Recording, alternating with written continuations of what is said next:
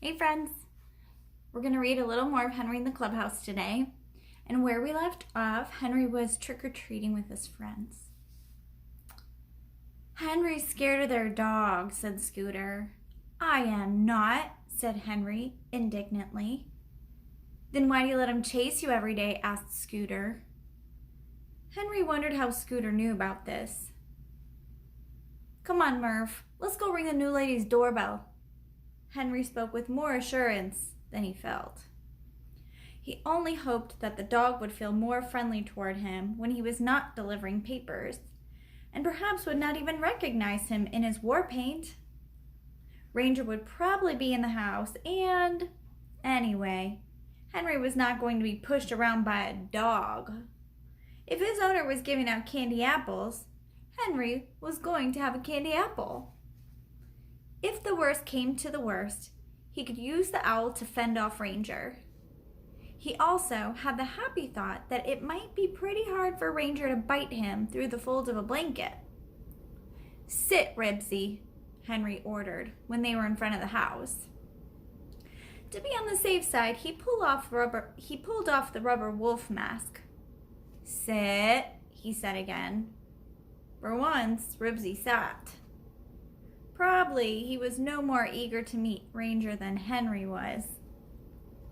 As the boys advanced toward the front steps, Henry noted that the wind was blowing his scent away from the house. He also thought that since he was disguised with war paint, the lady would not recognize him as the boy whose friend had told her that only she could prevent forest fires. That was a good thing. "You ring," he said to Murph, as he rested his bag of treats in front of his feet and held the owl in his left hand.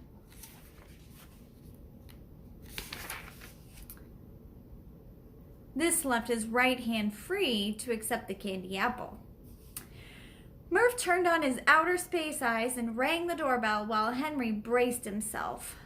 The door opened, and the new neighbor, the one whom Henry was so anxious to sell a journal to, appeared. "Oh! Oh!" She clapped her hands to her chest and she stepped back, pretending great fright. "Trick or treat!" shouted Henry and Murph, who could not help being pleased by her performance. Henry was glad that the lady could not possibly recognize him.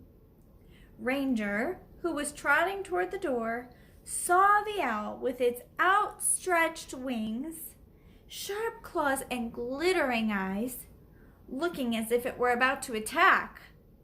He skidded to a stop on the hardwood floor, turned, and tried to run, but his claws could not dig into the slippery wood. He slipped and skidded to the edge of the carpet, where his claws could take hold. He slunk under the chair, whimpering with fright. Old Ranger wasn't so brave after all, Henry thought, as he heard a growl behind him in the dark. Now that Ranger had turned tail, Ribsy was ready to protect his master. "Go home," Henry ordered, even though he could not see Ribsy. The lady bent over and looked under the chair. "Oh, what's the matter with Ranger?" she asked. "What's the matter with the boy? Come on out, baby. It's just a stuffed owl. It can't hurt you." "Baby!" The lady called that ferocious animal baby. Henry heard the jingle of license tags behind him. He noticed that Ranger had heard them too. Henry wished that he had not been bothered with a candy apple when he already had a whole bag full of things his mother would not want him to eat.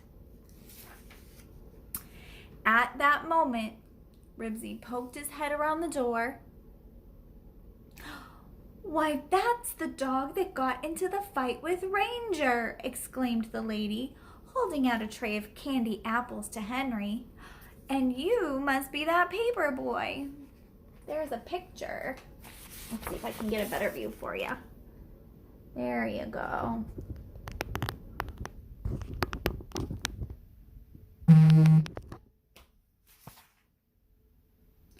Henry accepted the apple. Yes, Henry admitted now that his disguise had been penetrated. He used his foot to give Ribsy a shove down the steps. I'm sorry about the fight and what Ramona said about causing forest fires. Oh, children and pets, said the lady with an airy laugh. You never can tell what little children are going to say, and I have had a lot of pets. They are always into something. Don't worry about the little girl, and please, don't worry about Ranger. He'll get over it. Suddenly, a word the woman had spoken repeated itself in Henry's mind. Pets. She was interested in pets. He looked at Ranger whimpering under the chair, steadied his owl, and decided to speak up. Now that the lady knew who he was, he had nothing to lose, and somehow he had a feeling it would be easier when he was disguised as an Indian. It was almost as if someone else was speaking instead of Henry. My name is Henry Huggins, he began. I am your journal carrier. I deliver the journal to many of your neighbors. The Sunday supplement has a good column about pets you might enjoy reading. Here he paused to catch his breath and try to think of what to say next. Well, it's about time, said the lady with a smile. I am Mrs. Peabody, and I have been waiting for you to come and sell me a subscription. You have? This possibility had never even occurred to Henry. Yes, I thought you might want the credit for selling a subscription, answered Mrs. Peabody. Oh, he does, Murph assured her earnestly. It took you so long, I was about to give up and phone the paper myself, Mrs. Peabody continued. Oh, please don't do that, said Henry, lest the lady change her mind about the subscription. Oh, I won't, Mrs. Peabody assured him. I have a grown son who used to deliver papers when he was your age, and I know all about it. Henry wondered if she really did know everything about a paper. Things like dogs who chased paper boys. Ranger, it seemed to him, was getting over his scare. He had poked his nose out from under the couch. Now, don't you worry about my dog, said the lady a second time. He felt he had to defend his property against intruders, but now that he sees we are friends, he will be all right. She leaned over and spoke to her dog. Won't you, Ranger baby? Ranger peered out from under the couch and thumped his whip-like tail. He really is just a lamb, said Ranger's owner. Some lamb, thought Henry. But he felt that he should try to make friends with Ranger, so he gave Ribsy another shove with his foot and said, Hiya, Ranger. How's the fella? Ranger did not growl or bare his teeth. That was progress. Well, thanks a lot for the subscription and the candy apple, said Henry. I'll start leaving the paper tomorrow. Oh, good, said Mrs. Peabody. I've missed the crossword puzzle. She did not say one word about having the paper left in some special place. Not a word about being careful not to hit the shrubs or the windows. Henry could tell this lady was going to be a good customer. Probably she would always be home when he came to collect and would always have exact change ready. Good night, Harry, the lady called after him. She was such a nice lady. Henry did not want to tell her his name was Henry, not Harry. Well, what do you know? Henry remarked to Murph when they were out to the sidewalk once more. 2 treats, a candy apple and a subscription. He felt as if a burden had been lifted from him. He actually sold a subscription. And now that he sold one, he was sure he could sell others. From now on, it would be easy. Murph laughed. The way that old ranger dived under that couch, he sure thought something was after him, but he didn't know what. Henry laughed too. He laughed at the thought of Ranger skidding on the floor. He laughed because it felt good. Well, I've had enough, said Murph. Let's go home. Not yet, said Henry, who no longer felt like going home. Just one more house. What for? Asked Murph. We have more junk than we can eat now. Oh, come on, Murph, coaxed Henry. Let's stop at Mr. Capper's. I'll bet he's giving something good. Oh, you just want to tell him about your subscription. Yep, answered Henry. It was true. News like this could not wait until tomorrow. Now it would be safe for his father to talk to Mr. Capper, who would tell him Henry was a good salesman. There was no danger of his father's telling him to tear down the clubhouse now. Okay, agreed Murph, and the boys started toward Mr. Capper's house with the good news. Chapter 4. Henry Collects. The day after Halloween was the 1st of November. Henry regretfully had to leave the building of the clubhouse to Robert and Murph, while he called on his subscribers to collect for the journal. Beezus visited the Huggins' backyard and offered to pound nails in Henry's place. Ramona's playing over at Lisa's house, she said. She won't get in the way. Murph scowled. No girls allowed. Oh, all right, said Beezus, and flounced down the driveway. It won't take me long to collect, said Henry cheerfully. But it was not long before his cheerfulness faded. Here's a picture of them building the clubhouse, and Murph scowling at Beezus. Poor Beezus. She seems like a good friend. First of all, Henry started out to collect without taking any money along. So he had to go home and rob his piggy bank so he would have change to give his customers. That took time. As usual, Henry found that not everyone was home when he rang the doorbell. Sometimes he had to go back a second and even a third time. That took more time. A man who was home had only a $20 bill. Henry didn't have that much change, so he had to make a second trip. And all the time he was eager to get back to the clubhouse. Henry did have one customer who was just about perfect to collect from. That was Mrs. Peabody. She not only had the exact change ready, she had it waiting on a table by the front door so that Henry was not delayed while she went to get her purse. She also had some cookies wrapped in a paper napkin for him. Ranger behaved himself too. He watched Henry, but he did not move. There was only one thing wrong with Mrs. Peabody. Can you guess what it is? She opened the door and said, "Well, here is Harry Huggins to collect for the paper." Naturally, since she was such a good customer to collect from, Henry did not like to speak up and say, "Excuse me, my name is Henry Huggins."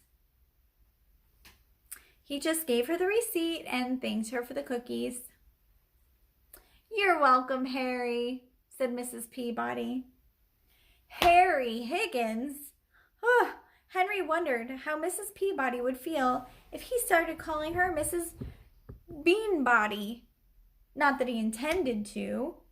Now that Ranger behaved himself, Mrs. Peabody was the nicest customer.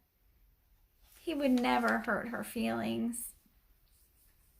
Then, in contrast to Mrs. Peabody, there was Mrs. Kelly. She was Henry's most difficult customer when it came to collecting. The first time Henry walked up the Kellys' walk, which was strewn with tricycles, kitty cars, and battered kitchen utensils, and rang the doorbell. A little voice inside screamed, "Doorbell, Mommy!" Mrs. Kelly called from an upstairs window. "Who is it?" "It's me, Henry Huggins," Henry answered. "I'm collecting for the journal." "You'll have to come back some other time," Mrs. Kelly called down. "I'm giving the baby a bath." The second time Henry rang the doorbell, Mrs. Kelly answered. She wore pedal pushers and an old blouse, and her hair was bound up in a faded scarf. 2 small children followed her to the door, and another was crying somewhere in the house. Behind Mrs. Kelly, Henry caught a glimpse of Ramona playing with a little girl her own age.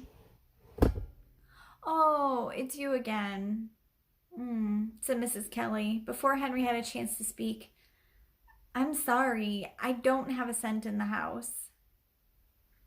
"You'll have to come back after payday."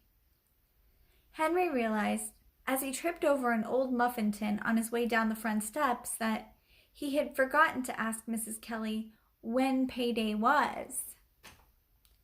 Henry was able to drive quite a few nails into the clubhouse before he got up his courage to go back to the Kellys.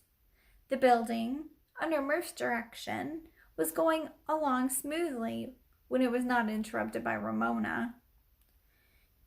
She was sometimes accompanied by Lisa, her little friend from kindergarten. They wanted to know if they could have nails to take home.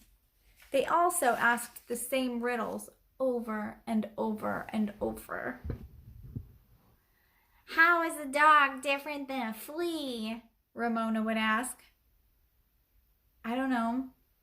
Henry was the only boy who bothered to answer. "Because a dog can have fleas, but a flea can't have dogs," Ramona would answer. And no matter how many times she asked the riddle, she and Lisa screamed with laughter at the answer. What is black and white and red all over?" Ramona always asked next. "No girls allowed," Murph yelled at this point. Then Ramona and Lisa would walk down the driveway, scuffing the toes of their shoes on the cement to show they were angry. The next day, they'd be back. "Can't you find a way to get rid of those pesky girls?" Murph asked. Henry could only shrug. There was no easy way to get rid of Ramona. Finally, Henry decided he had to get up his courage to go back to the Kellys, or Mr. Capper would start asking him why he had not finished collecting. This time, Mrs. Kelly met him at the door with a baby balanced on her hip.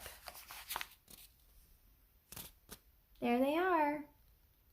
She's got the scarf tied up in her hair.